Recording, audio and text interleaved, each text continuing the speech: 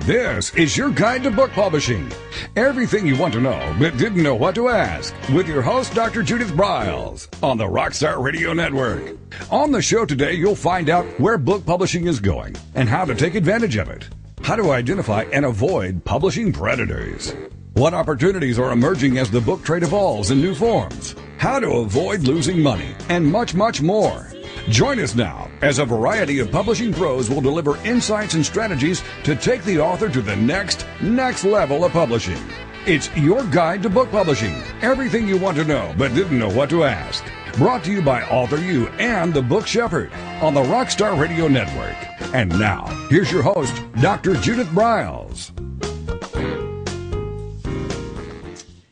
Well, top of the day to everyone. We are going to be looking at a variety of things on this session today, but I think one of the critical things is to really look about how can you tie in to finding the right buyer for your book. I know I've mentioned it before, and there are times that a lot of people think, well, it's everybody, and of course the answer to that is no, it's not.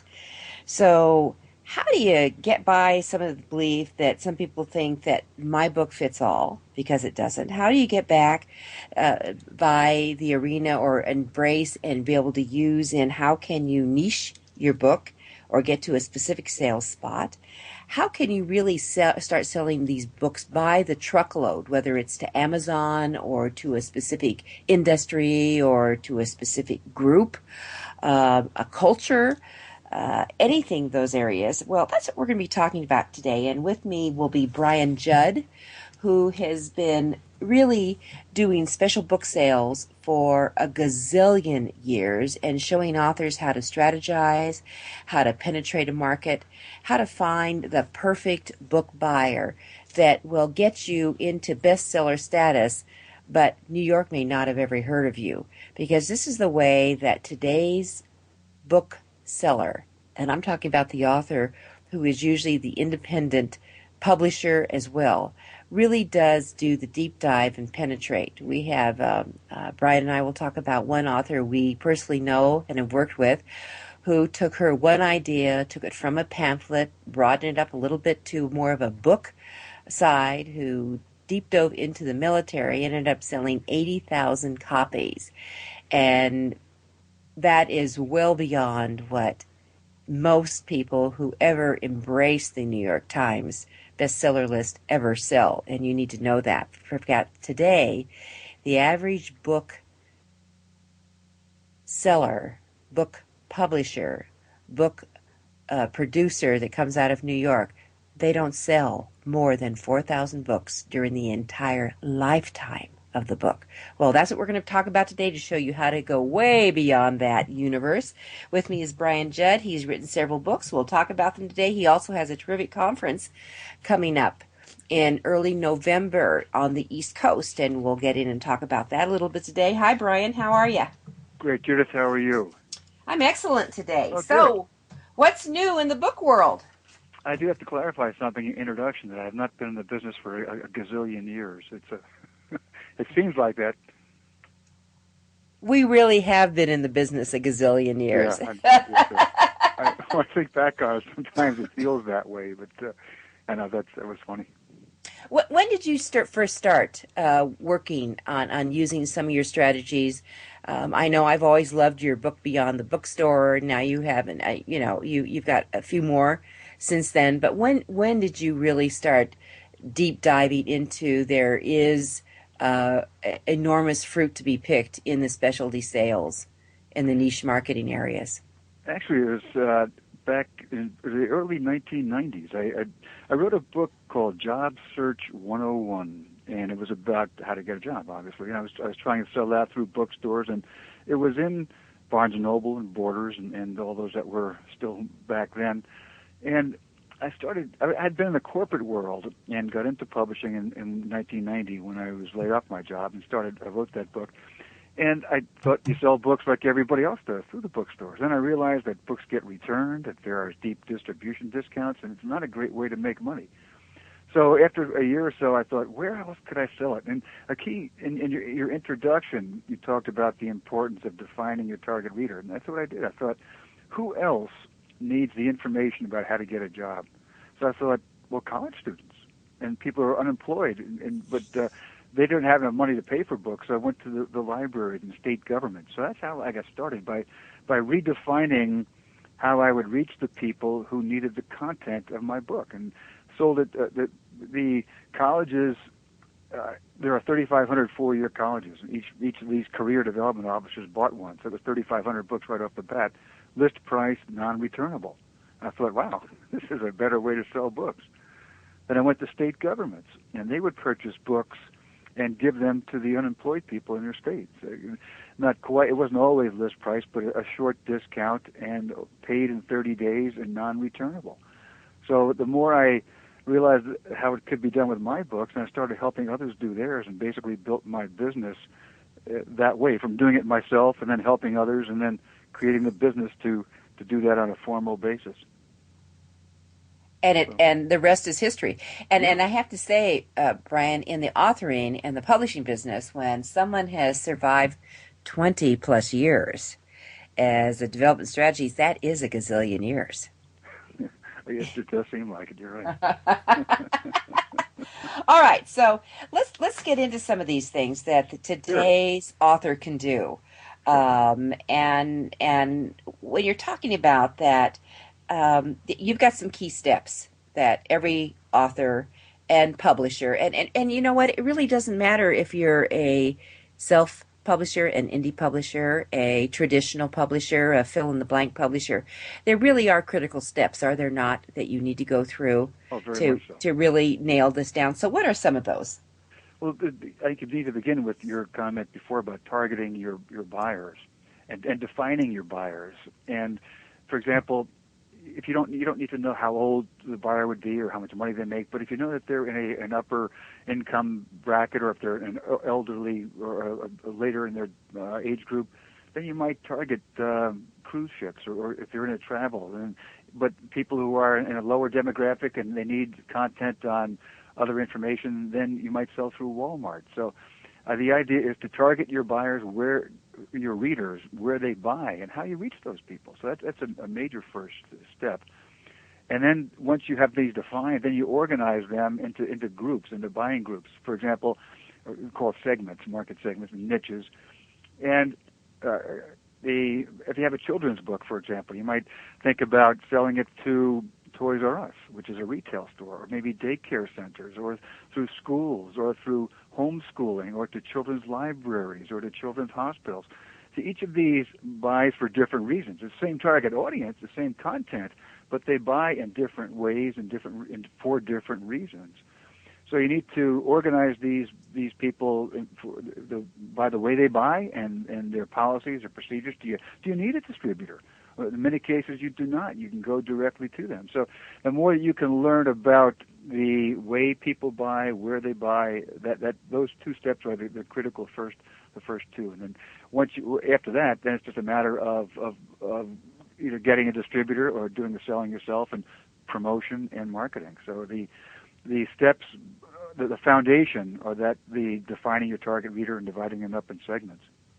Well, you brought up the distributor word, because that is one that I find fascinating, because some people will say, I see this with the hybrid publishers who are really in the pay-to-publish arena, or the Right. subsidy publishing arena. And one of the things that they always say is, we bring you national distribution. And what authors, and you may want to add on to this, is that most authors don't realize, and is that if they, for example, print through the print on demand, this is a print on demand printing. If Right. they print through Lightning Source is owned by Ingram, which is the granddaddy right now of distribution. So by definition, you're in the channel, so to speak, and they can find your name somewhere if they dive enough, and that's how they pitch it, that you will be in national distribution. Can you add anything on to that? Well, sure. If you're in print on demand, then you're using the digital printing process, which generally low volume, higher cost. And if you're getting distribution, the distributors will take 65, 70% of retail. It could be 30, 35% of net. And you need to be able to make sure that your cost structure will support that. If you're selling through supermarkets or airport stores or gift shops, or thinking of non-bookstore retailers, you need distributors for all these.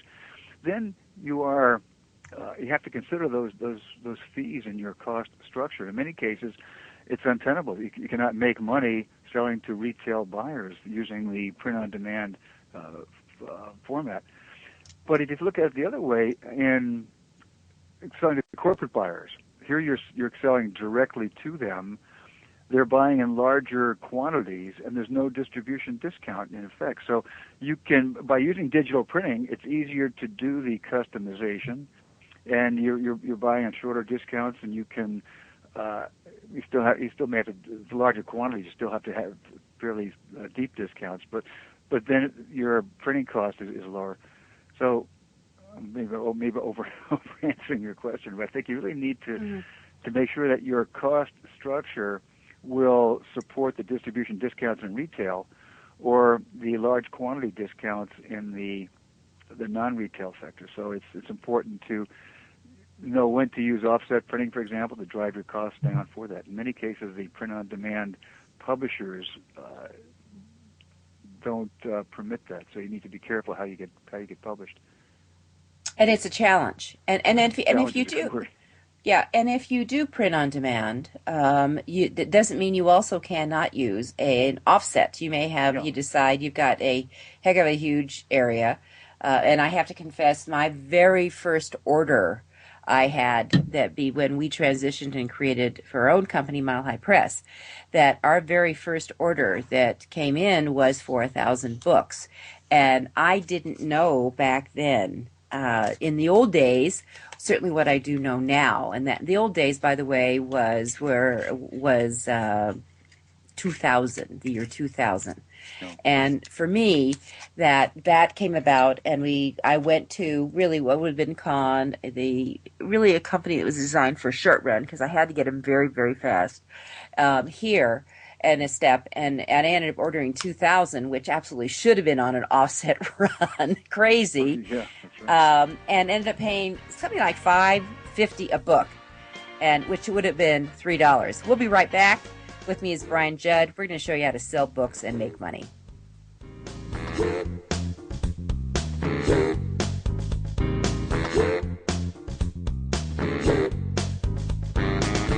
This is your guide to book publishing. Everything you want to know but didn't know what to ask. With your host, Dr. Judith Briles.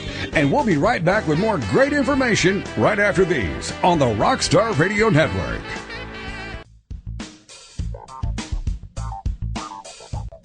Is there a book in you or another? Author U will show you how to create, develop, and publish your book without being hoodwinked. If you already have a book out, you'll find a supportive and brainstorming community that's connected and creative no matter where you live. Author U brings in national experts for its book camps and annual author extravaganza held each May. It has regular meetings and delivers webinars for its members on timely topics. Through Author U's extensive network, members enjoy exclusive benefits, including significant discounts for a variety of services necessary to publishing. The Resource, its online book publishing news magazine, is content-heavy and it's free. If you want to create a book that has pizzazz, punch, and panache, Author U is for you. If you're a hobbyist or a casual author, it's not. Join Author U today through its website at authoru.org. Follow Author U on Twitter at Author U and on Facebook at Author U, where timely author and publishing tips and articles are posted daily. Author U, where the author goes to become seriously successful.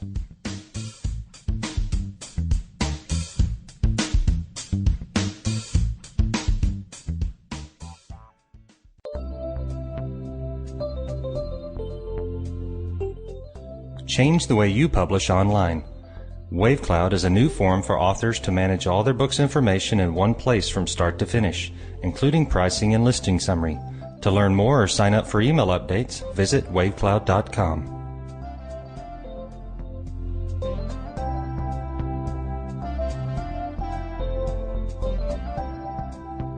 Every picture tells a story.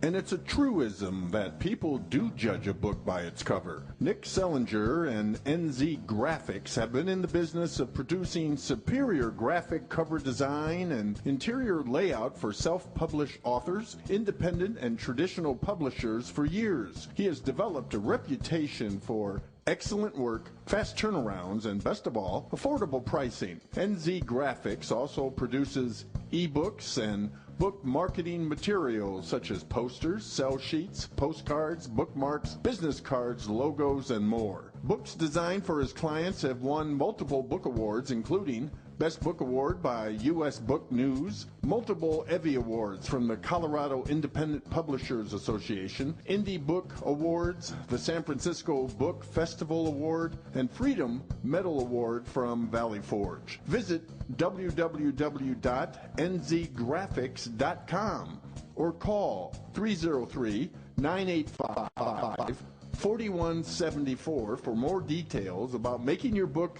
the success it should be. Mention that you are an FOJ, friend of Judith's, and that you heard about NZ Graphics on your guide to book publishing.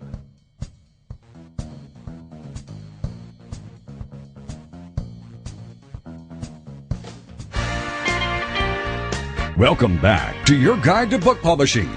Everything you want to know but didn't know what to ask on the Rockstar Radio Network. If you want to write and publish a book, if you want to be successful as an author, your guide to book publishing, everything you want to know but didn't know what to ask, is for you. Stay tuned and you'll hear about statistics, scenarios, and strategies on what to do now to get you published. So let's get back to the show. And here again is your host, Dr. Judith Briles. Okay, so we're talking publishing always, books always, authors always, and how can you maximize what your word is? How do you get it out there? With me is Brian Jud, who knows book marketing inside and out, and are there differences, would you say, Brian, on how you position your fiction books and nonfiction books and the various categories? That's a really good question, because I think it's important to think.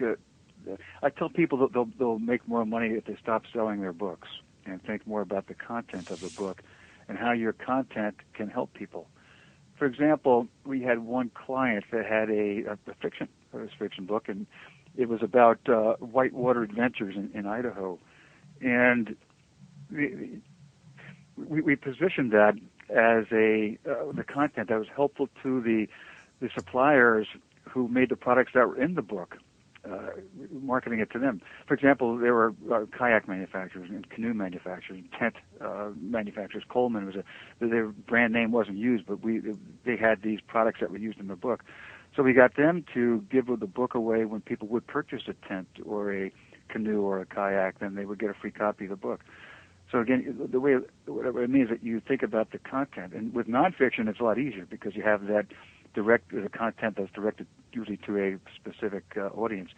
But for fiction, you have to think a bit deeper in how you can take the information in your book and find that product, that use, and then go to that manufacturer to get it.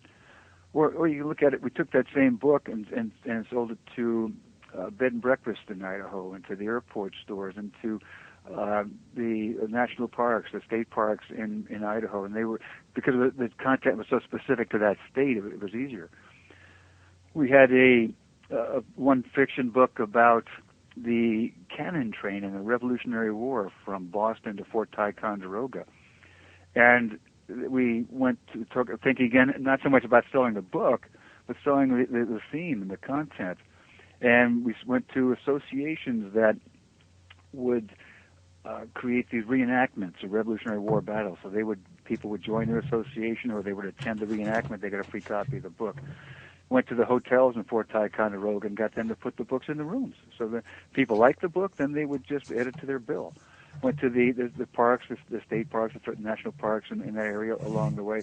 So if you can find in fiction particularly, find that content and the use and the ways in which the people can use the content or promote the content, create that awareness of that content. That's the major difference. So you're not selling your books through a bookstore, for example. You're selling the content to the people who have the highest interest in that niche, and it can be done with fiction or nonfiction, but it's a matter of how you position that information.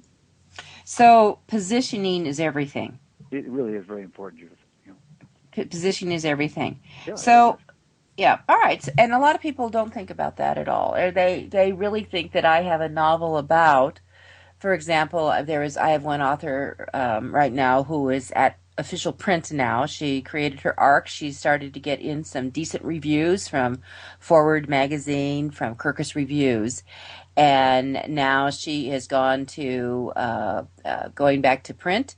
Going to the formal print, and she'll be doing her official launch in January, which is, by the way, pay attention to this timeline. We are, if you're listening to this in a replay, that we actually, when I said this, was in the middle of the fall, October. So she has already sent out her ARCs, her advanced reader copies. Those went out over a month ago, and the timing is you look to 3 to 4 months to get advanced reader copies out. 2 major review venues like Kirkus, like Library Journal, like Forward, like Publishers Weekly, etc. The rest of them are a little bit different, but the big ones, that's what you have to do. So she did that, and she had a very, very good-looking advanced reader copy that got their attention. It wasn't a PDF, it wasn't an e-form, it wasn't print off the manuscript and send it in. It was a bound copy, good-looking cover, marketing material, what was going on the back of it. So they knew that we had a serious, even though it was certainly an independent publisher, and it was actually her first book. So that's it. So she's starting her position as herself branding as a serious author. And her publishing company as she goes forward. Her book was about a love story in Tuscany, which there's certainly been plenty of them. There's certainly recipes. She's got them in there, but with some twists in it. And so she will be drilling down and going into that and going forward. And she will be selling, that content is really critical. So you have that's how she'll position it. It's not just a fiction book, it's a story about, and that's exactly what you're talking about in her positioning. All right, Brian, you talk about a lot of time that there's no one size that fits all. So in special sales, except for this one, what is this one? My book. Okay. No, I just say it facetiously, obviously, that people have that perspective of my book is totally different from everybody else's.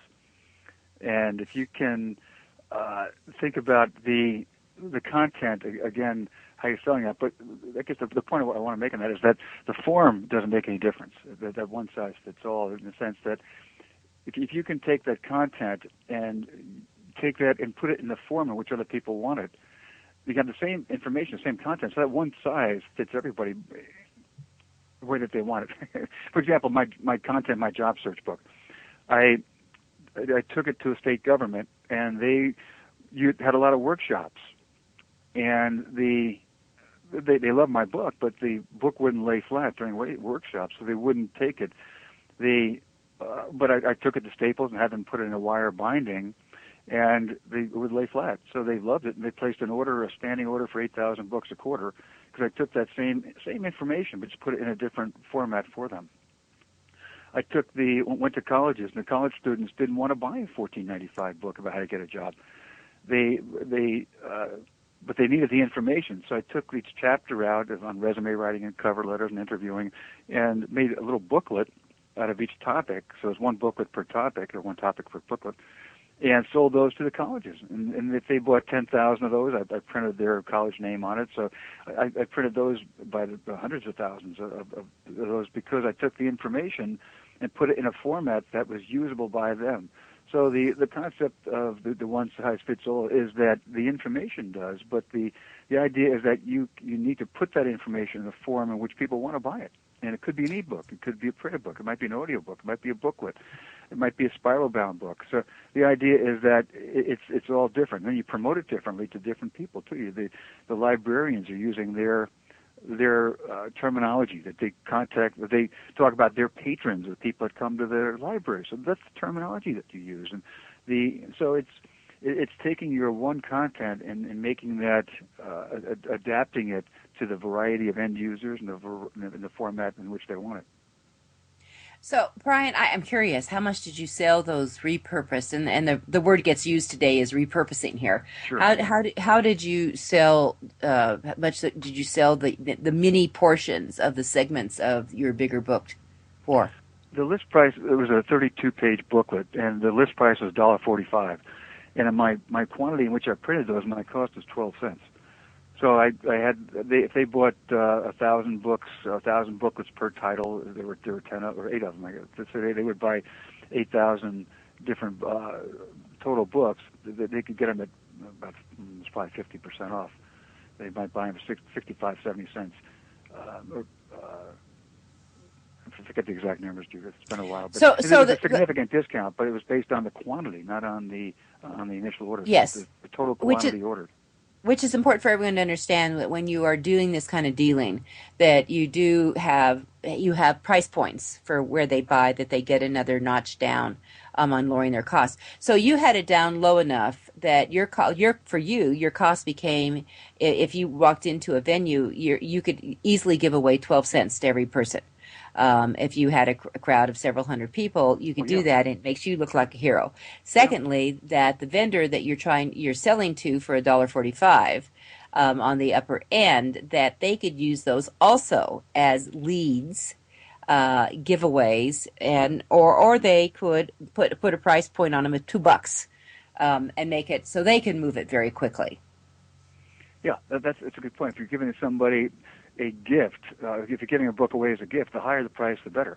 But there's a difference between cost and price. That they're buying at a lower cost, obviously. But the higher, if it's a coffee table book, for example, they may, if it's a higher price book and trying to give it to their best, they want to give it to their best customers. The higher the price, the better, because it makes them appear as more of a gift item. So the pricing is very important or the psychology of pricing, I should say, is very important in the non-bookstore arena, whether it's retail or whether it's non-retail. Mm-hmm. All right, with that, we're going to be right back. We're deep diving in how to create specialty sales and move your books. Our guest is Brian Jud. I'm Judith Briles. It's Author U, your guide to book publishing.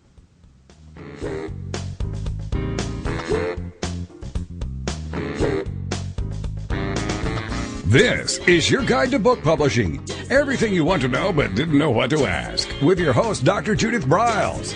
And we'll be right back with more great information right after these on the Rockstar Radio Network. Since 1987, Color House Graphics has set the standard for quality book production. Whether you decide to print a small quantity of books or need a large print run, depend on Color House to help you. You'll receive professional help and advice the moment you reach one of our representatives. If you mention hearing about us on your guide to book publishing with Judith Briles, we will provide you with a discount on the first order you place. To speak with a project manager, call us toll-free at 800-454-1916 or visit us at www.colorhousegraphics.com.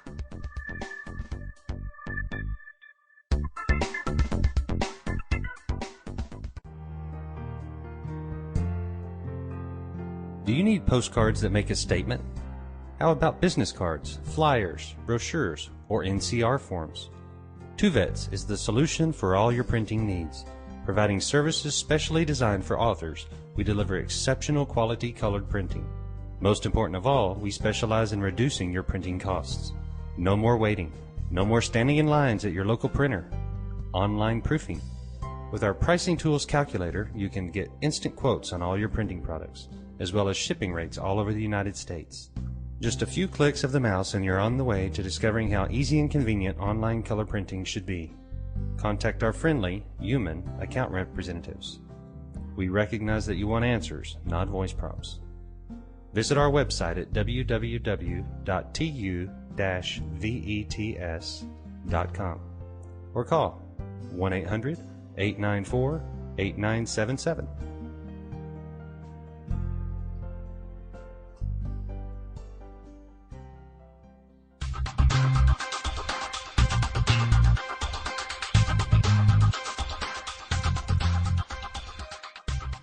When Ned Thompson and Harry Shore started Thompson Shore in 1972, they believed employees with great character would make up the best company. They were right. They hired people who were not only experts in bookmaking, but who were obsessed with quality and delivering exceptional customer service. Almost 40 years later, Thompson Shore remains a 100% employee-owned company. Ned and Harry knew that successful customer projects are a direct result of empowered employees. We specialize in all books for large and small publishers. Creating beautiful and well-made books, we're dedicated to pleasing our customers by making the experience a good one from start to finish. The personal touch we have with our customers allows us to be innovative in solving their most difficult challenges. Our platform also ensures that we can remain flexible to meet our customers' unique needs and expectations. Our marketing kit can create buzz for your title, enhancing the promotion of your book during infancy. When you need to test the market to gauge your future sales, we can provide digitally printed books that will transition seamlessly into a larger offset run. From ebook to hard copy to delivery, our skillful customer service teams are at the ready to answer your most pressing question. At Thompson Shore, we know that making the highest quality books requires more than just best technologies. It requires superior customer service, professionalism to the trade, and commitment to environmental and social values. With these standards of excellence in place, you can be sure that we will always help you put your best book forward.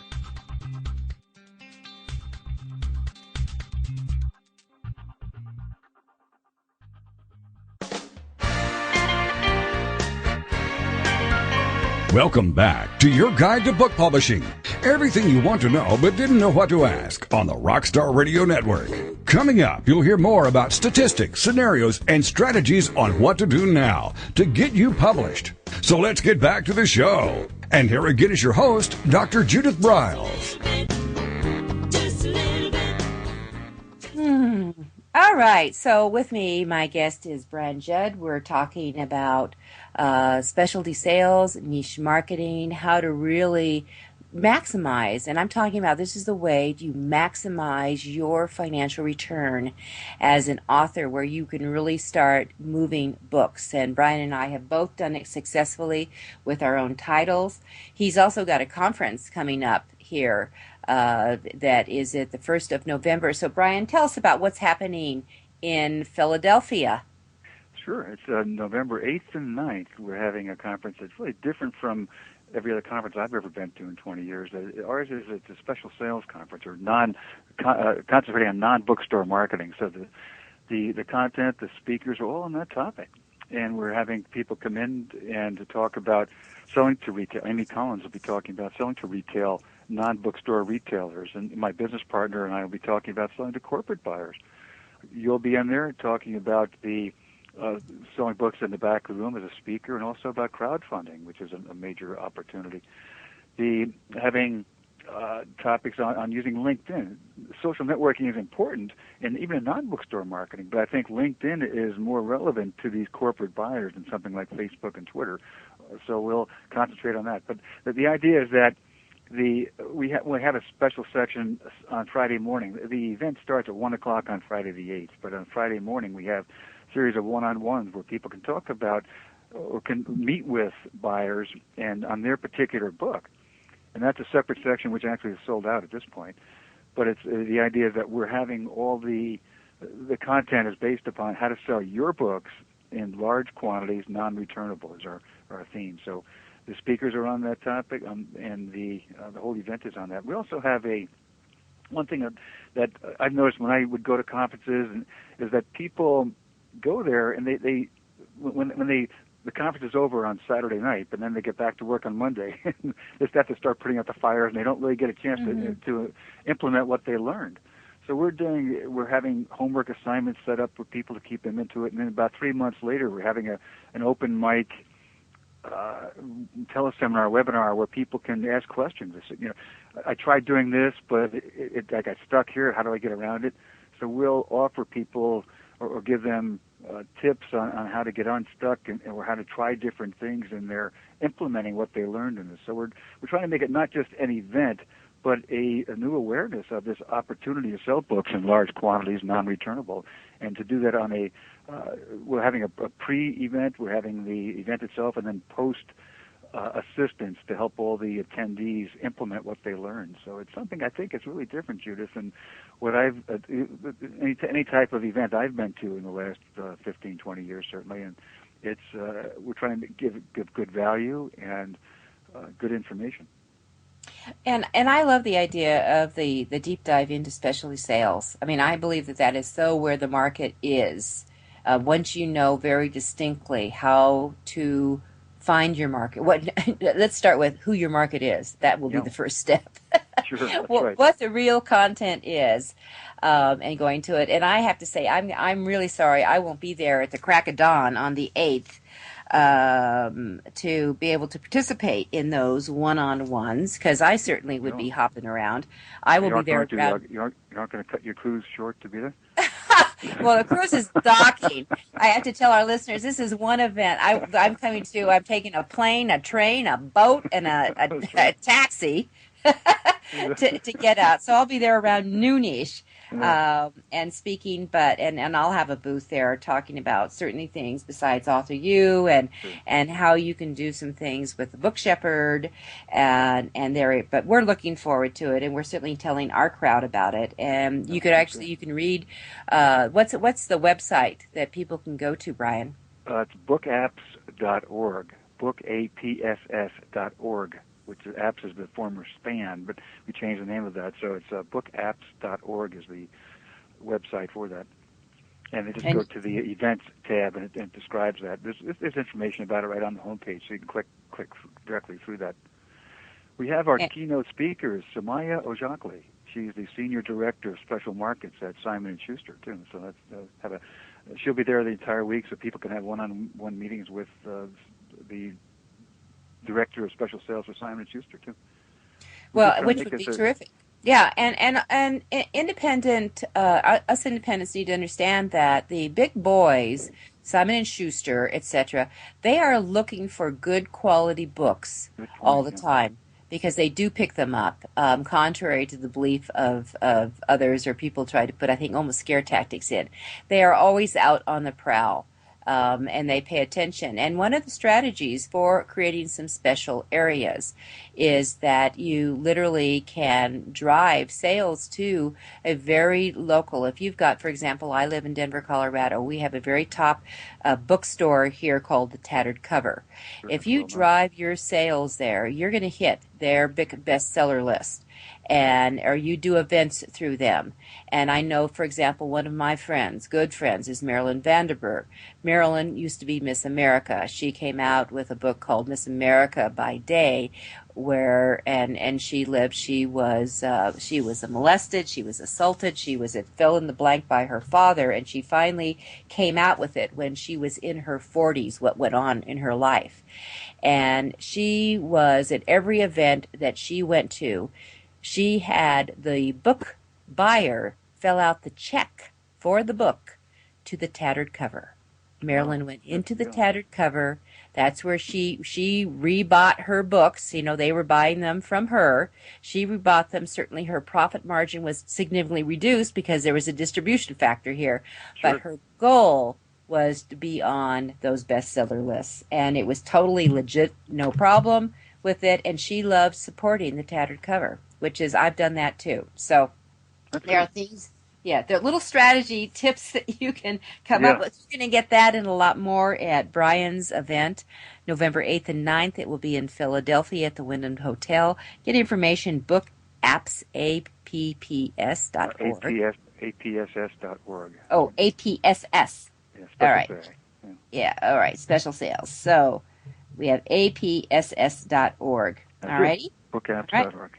All right, so we have that.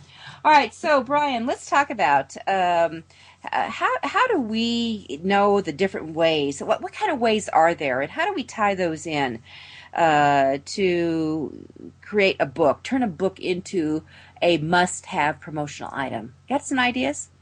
Well, I think for a promotional item, you have to find out.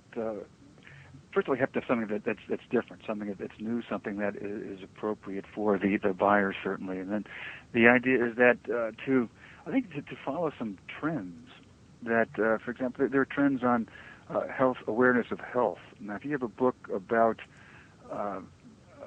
walking or healthful eating or about mountain biking or about camping or about hiking or something that would have that would apply to that trend, that's really important. To think about the concept of travel, that books about with the economy improving and people looking more to travel, and we have one client have a book called Jet with Kids, and that book is about how to help everybody in the plane have an enjoyable flight with the kids on board. It's how to keep the kids busy, how to do how to make sure that they have clothes that are not flammable, that they have the right documents when traveling. But the idea is that you try to tie in with these trends and then work with the HR people at a corporation. If they're using trips as an incentive for a sales award, for example, or for their employees, or help them create that need for that type of a motivational campaign for their employees, and then help them come up with these the awards for that, which include the travel or maybe the health awareness. We have one client that was trying to promote health awareness among its employees, and they had 10,000 employees. So we set up a continuity program where month 1 each employee got a book on walking. Month 2 they got a pedometer. Month 3 a journal to keep track of their exercise. So it's a way of and then they actually hired the author of the walking book to be a spokesperson for the company. He went around. They paid him to go around the country to talk about health awareness of healthy lifestyle. So it's if you can take your content, again, getting back to the concept of content, and showing people how they can use that to meet their goals, their needs, and that's how you create an awareness of it. So I think by recognizing some current trends and then helping the corporations see the value to them in tying your book into that trend, that's a key. It's very creative selling, Judith. It's not just selling books to people. It's helping them understand how they can reach their goals through the use of your content. I know one time we talked about that, about the dog food manufacturer that put Okay, so let's come back and tell them about the dog food story and what they can do. We have one more break here. More creative ideas. I've got one for a cruise idea that might be a killer for some of our listeners. All right, this is Judith Briles. It's Author You, and it's your guide to book publishing.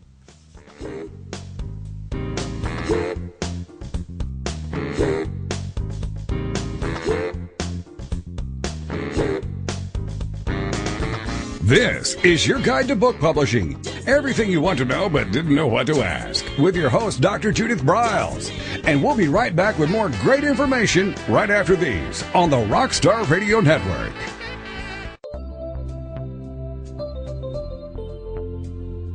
Writing and reading are moving to the cloud. WaveCloud represents a whole new community for writers and readers to connect, communicate, evaluate, and share. Writers hone their craft and build their business. Readers build their favorites. Sign up for updates at wavecloud.com.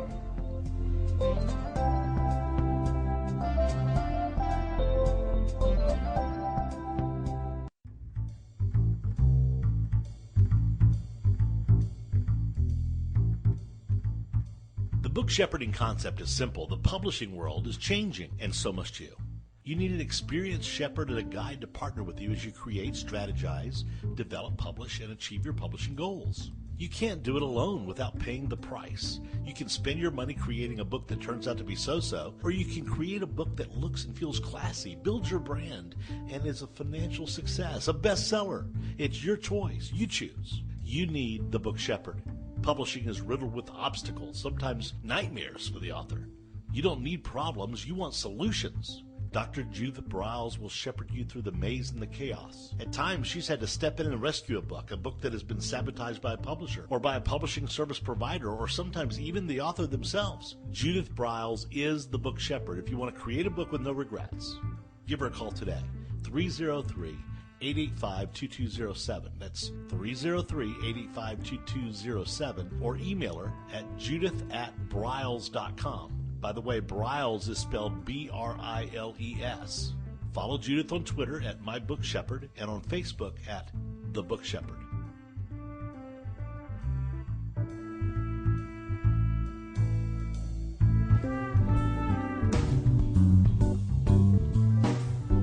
At Total Printing Systems, customer service is our priority. We are located in Southern Illinois. Our employees have an average of 18 years experience and know that customer relationships are important to our continued success. We have been a short-run book printer for nearly 40 years and always stay at the forefront of technology. Our niche is from 1 to 5,000 copies. Today, we offer digital, black and white, and 4-color high-speed inkjet printing, a cost-effective way to introduce color into your short-run titles. We, of course, offer traditional offset printing as well. Bindery is done in-house, from adhesive case binding to PUR perfect binding to mechanical binding of all types, including side sewing. We provide warehousing, kitting, distribution, inventory management, a new print-on-demand facility, streaming browser-based ebooks, and bookstore. Call us at 1-800-465-5200 for a quote on your next book project. You can also visit our website at www.tps1.com. Welcome back to your guide to book publishing. Everything you want to know but didn't know what to ask on the Rockstar Radio Network. If you want to write and publish a book, if you want to be successful as an author, your guide to book publishing, everything you want to know but didn't know what to ask, is for you. Stay tuned and you'll hear about statistics, scenarios, and strategies on what to do now to get you published. So let's get back to the show. And here again is your host, Dr. Judith Briles. Alrighty, so here we are. We're talking about special sales, what works, what doesn't work. And I think that one of the things is that we all need to understand that if you can get your book involved in something that's offered as incentive, it could be a huge buy for you, a huge branding for you, a huge recognition for you. And with me is Brian Jud, who is the Executive Director of APPS, which is the Association of Publishers for Special Sales. And they have a big conference coming up November 8th and 9th at the Wyndham Hotel in Philadelphia. You can get information by going to bookapps.org and just click on the events tab and it'll click right up and tell you what you have. So with that, one of the things Brian was talking about was, or we were leading into, was just for incentives and or how-to information. And one of the ideas I was just thinking was flowing through, because I go away and write on cruises, and I'm actually going to be reflowing a book idea that I've been wanting to come back and revisit, of a very successful book I had called When God Says No, which really deals with overcoming adversity, and there is hope. There is really hope out there in pain and disappointment. And I will share with our listeners that it opens on the death of my 19-year-old. I've had 2 children die. And that my own growth of what I went through in that. So I'm going to come back and revisit it because it was really a book that I sold a gazillion copies of, and I've just kind of let it lapse, and I need to get off my tush and change that, which I advise my clients of that. So the thing that I was thinking of, because I'll be on a cruise as I do this rewriting, that's where I usually goose things, is that you could easily create, if you've got some certain things, like he was talking about the book on, what to do on a jet with a kid, but there's a variety of things that you could do very specially for travels that you could sell and you could create for traveling with kids, just not the literature that a cruise ship or any other resort would create. You could create, deep dive down and become the go-to expert on that and sell it to these groups as an incentive. And I'm thinking the Disney cruise ships and all that, and I would certainly find out what they have now, but I think that could be a fun thing to keep kids engaged and involved, and what to look for, and if they're taking school time out, how they can turn it into a really good homework assignment, which we did with our grandson when we traveled, when we took him with us. So with that, I want to jump over, Brian. How can we use social media how do we use it for to create a book incentive? Well, there are a couple ways. One, using the LinkedIn and the Facebook as a page. But the idea is that the recognition is important if only if other people know about it. So if you can have recognition among peers and find out where the salespeople are going, and then you would announce the fact that these salespeople are involved with this, or the salespeople want it. But even that's a way to do it, using the Facebook and Twitter and LinkedIn certainly. But there are intranets like Yammer, for example, where you can get people that are involved in the intranet of an organization, and then you get the peer. Particularly if it's a large group, the peer recognition is very important there. But if you even if you use gamification as a social media, where companies are actually creating games that the employees can play on their devices, and if the game is set up around the safety of a plant or something, or whatever the goal may be for the organization, and they get certain points by solving problems or reaching certain levels in this game. So then they redeem these points for other products. So that's another way of getting back and really looking at the trends and taking advantage of the trends and working with different people that different people at different age groups are motivated by different things. So if you can tailor your incentive program, your promotional campaign to that group, and the younger employees are more involved with social media, so you use that to reach them, where the boomers are probably maybe less likely to be motivated by that, and you find something that's appropriate to them. But they might go with the Yammer, where the millennials and X and Y would go more with the games that they can use to get points. So it's a matter of focusing your incentive, your promotional campaign, to the way that the way it can reach and motivate and describe and reward people using what's important to them. So you've mentioned the gamers and all that, and what chops into my mind is just an app. Should authors be thinking about, publishers be thinking about having a specific app? Oh, sure, that's a great comment. Yeah. Certainly, if you can create that and customize it to a company and get them to support it, to sponsor it, you can even get them to pay for it if it's something that's just for that group. I think that's an excellent idea, and then it's customized to the needs of that particular company. So you could tie into that. Do you have any idea what that cost? The involvement to create that? For an app? Yeah. I don't. I guess it's probably something like a book trailer, in the sense that it could cost very high amount if you really get intricate in it. I'm not sure of the answer, Judith. I don't have a direct answer for that. Okay. Well, that's something we need to do a show then on creating apps. All right. That's on my on my laundry list. All right. Brian, I have a question that I think everyone needs to know about, and it's literally special sales in general. Are they for every title? No, they're not. It's something that we talked before about how you can apply fiction or nonfiction to it, but we found that in particular the corporate world in particular, that they're not interested in anything that's controversial, something like religion or politics. But if you have something like When God Says No, like your book, then if you can promote that as dealing with grief, then looking at the content again, that would have an application to it. But in general, anything that's religious or political does not do well. Memoirs do not do well unless it's a celebrity. Then that can do better. Or if the content is about a particular period of time, then the memoir could do well. We have memoirs that doing from the Vietnam War, that if you focus that, if your target market is Vietnam vets, then if it's a story as much as it is a memoir, then you can sell it that way. But in general, for unknown people, memoirs do not do well. Religion, political type, and the controversial items that a company does not want to be seen as promoting one religion or political party over the other. They won't touch something like that.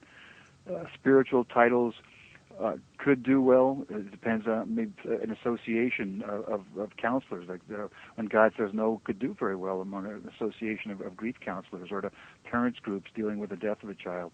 Then that you would, by targeting those groups, then you could be very successful with it. But for a corporate sale, probably less successful. So the idea is to know who would be the appropriate target for your content and going to them. But in general, of those three topics, memoirs, religious and spirit, and political would not be the best.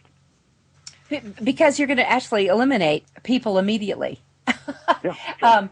From that, but also we need to say this, that is okay, because then you don't put your energy, you don't put your time, you don't direct your money toward groups and activities that you know aren't your book buyers. So you move into it. Yeah, and the reality is, one of the things that I will be doing is, in the rewrite of the book When God Says No, it will really pull away more from the religious side and more into the spiritual, inspirational side. Although it's always been inspirational, it will be less of the Christianity that I had before, if that makes any sense. It doesn't. That's very important. If you have the heavy religious part of it, that doesn't mean you can still sell it to church groups, perhaps. But I think by taking that out and making it more dealing with the grief, and then make it that expands the marketplace dramatically, because then you're dealing with people who have to deal with grief every day. The parents groups. There are many parent groups that are just dealing with the death of the child. Mm-hmm. So I think that if it's an inspirational book, that would be very saleable to that particular segment. Mm-hmm. Or if you, and let me just, since we're on religious books, that if you want to do a crossover, I would encourage you to cite scripture that is from the Old Testament and not the New Testament, because then you leave out your Jewish readers. On that, because they do cite heavily into the Old Testament. They'll go back and forth, and that it doesn't counter them. I mean, I had more times that I had Israeli and Jewish publishers were interested in picking up the book until they saw that it had heavily the New Testament. All right.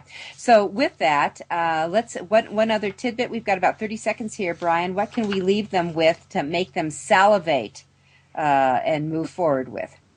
That if they have the right content directed to the right target market and promote it, position it that as something that will help them reach their goals, they can sell a large quantity of books on a recurring revenue basis, and they're all non-returnable. So they can make it be more profitable, sell more books, and have no returns by selling to these corporate buyers. And you know what? That's a critical thing that everyone needs to understand, that when you do special sales, you're dealing with non-returnable. You're dealing with very quick payment, and that if you're interested in enhancing your bottom line, special sales will become absolutely the partner that you want and you'll embrace. Thank you, Brian Jud. You're very welcome. Thank you. Look forward to seeing you at the conference. You're listening to Author You, Your Guide to Book Publishing. We'll be with you next week. This is Judith Briles.